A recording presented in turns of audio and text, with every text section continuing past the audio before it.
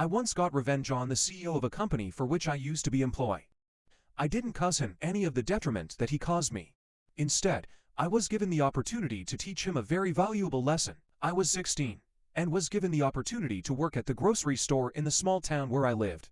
It was basically the only place for a teenager to work in town, so I was lucky to have the job. I never worked past 10:30 p.m., my boss made sure my work didn't interfere with my school activities, and the work made me happy.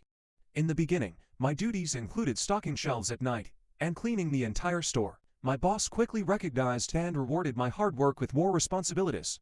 I went from stockboy, cleaner, to cashier, to evening manager once I graduated high school. My duties as the evening manager included running the store at night, reconciling sales, taking deposits to the bank, and locking up after work. I had a great relationship with my store manager and the regional manager over our area of stores. The store was one of a few dozen in a chain started by the owner of an oil company as a way to distribute his gasoline. The employees held a high regard for the owner. In the few times he visited the store, he was kind and thanked us for our work. He was working toward his retirement, and his son-in-law was transitioning into the CEO role. As many teenagers in the 90s did, I grew out my hair.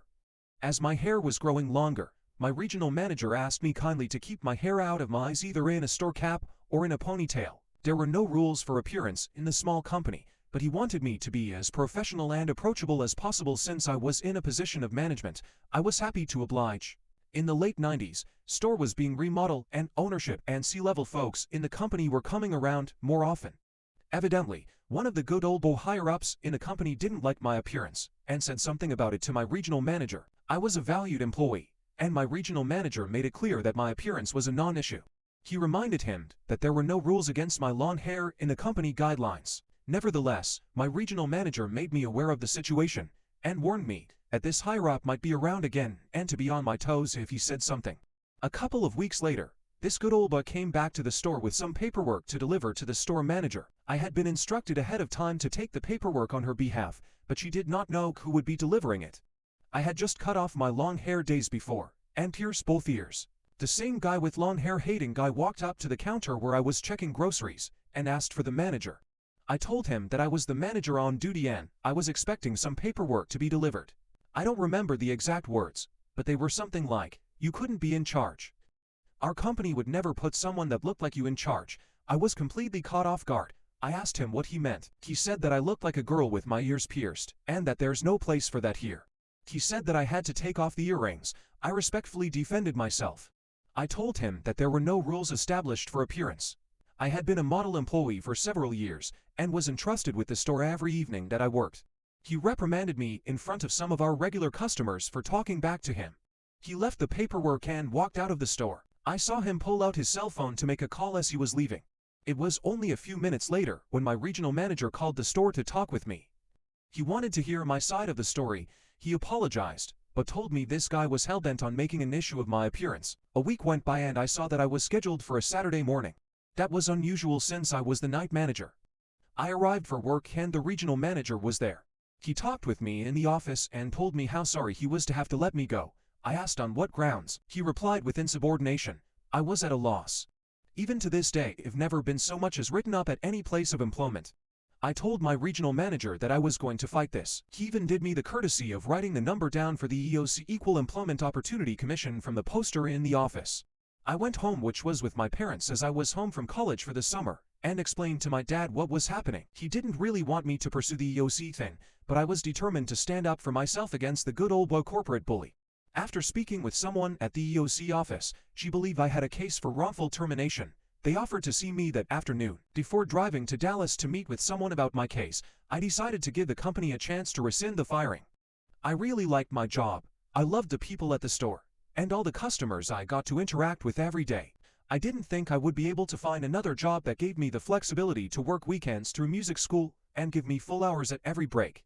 I really wanted to make this work, so I called the corporate offices. After some time on hold, I was actually passed along to the CEO of the company. Remember, the son-in-law, who was now fully in charge after the wonderful owner had retired. He was aware of the firing because he likely approved it, but had only heard the side of the story that came from his entrusted bigoted corporate bully friend. I respectfully told the CEO that I would love to meet with him and have the opportunity to share my side of the story. I wanted to give him the whole picture of who I was, not some idea based on my appearance. He told me that he didn't need to meet with me to understand that I was a brat trying to get away with being disrespectful to an administrator in the company. I told him that I was planning on meeting with the EOC that afternoon, and thanked him for his time. After my meeting, the person in charge of my case filed paperwork for wrongful termination. She said it would take a little time, but that the company would likely have to pay me an average salary for the next 6 months. I wish I could remember all the details of this. It was a pretty sweet deal. I got to take a semester off from working and fully focus on my college studies while getting a paycheck in the mail. It was great. Then came the lawsuit. The company stood by their claim that one instance of insubordination was illegal grounds to fire me, and that I was being insubordinate by not complying with the demands of a high-level employee. I received a letter in the mail that the company was suing me for a sum equal to the pay they had given me over the 6-month period. I don't remember exactly everything from that letter, but I do remember something about there being so many labor lawsuits that they did their best to handle them over the phone. I was to call in to a number at a specific time to have a conference call hearing with a labor judge. I had to tell one of my professors that I would miss class one day for the hearing. I sat on my bed in my college apartment while I listened over the phone to 2 attorneys for the company argue their case against me. The CEO of the company was on the line as well. The judge had a copy of the employee handbook from my time at the company, which had no mention of employee appearance. My manager and regional manager had given positive testimony on my behalf. The judge essentially told the company that this was petty, that their legal costs far exceeded the 6 months of pay they had given me. He told them it appeared they were making this personal.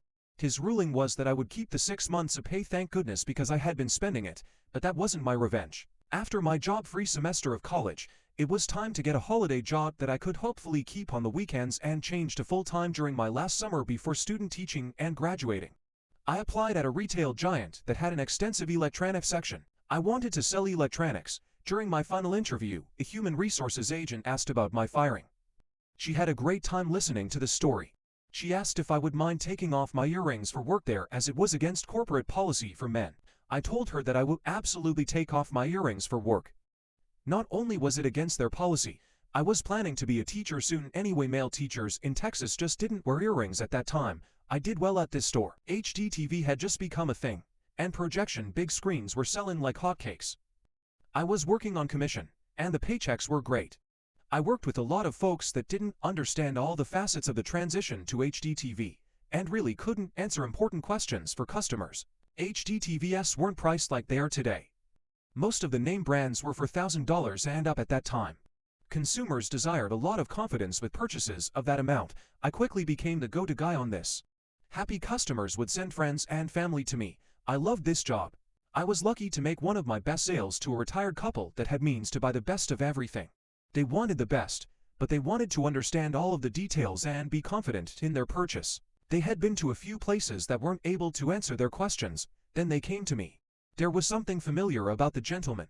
I felt like I knew him from somewhere, but I couldn't quite place it. When making the purchase, customers had to give me their name and address for delivery.